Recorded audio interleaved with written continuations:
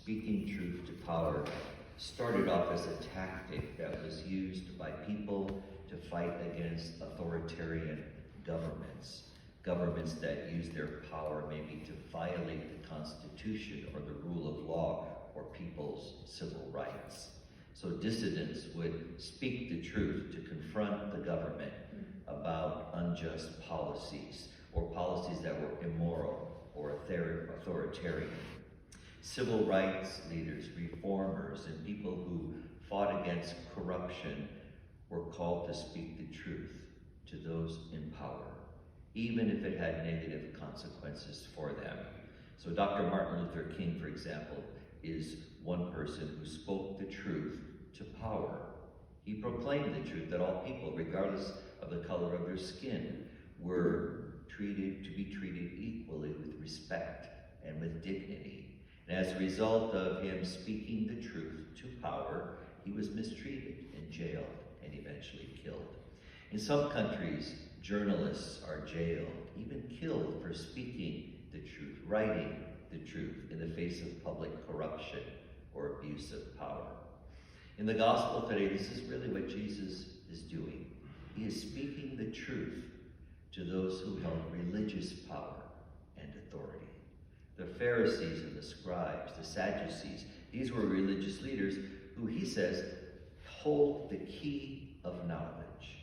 In other words, they were to use their religious authority and power to instruct God's people, to help them have a better understanding of the law, so that they could have a healthy and loving relationship with God. Instead, the religious leaders hid this key.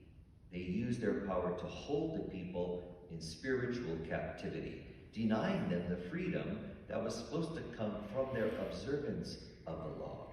And Jesus accuses them by saying, "You have taken away the key of knowledge.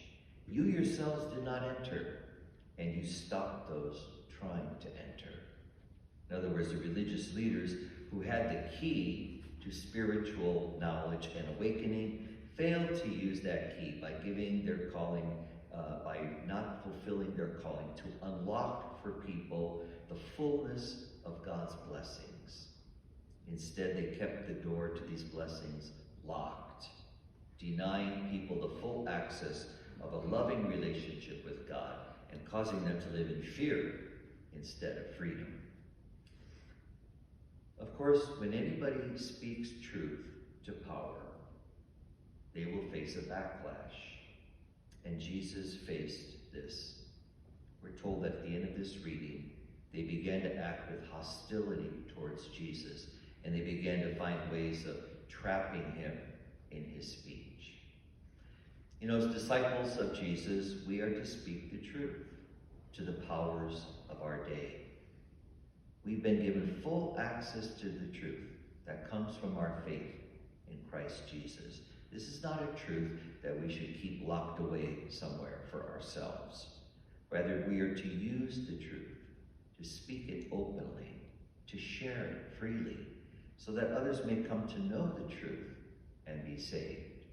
So this means taking a stand in the face of unjust laws, advocating for people who are being treated unjustly, being willing to confront people in authority who may be speaking untruths or acting in a way that's contrary to the truth. So as we embrace our calling as people who are to speak the truth, we're also commanded, really, to pray for those in authority, to ask God to open their hearts and their minds to the truth, so that they can use the key that they hold to unlock the doors of love and mercy, peace and justice.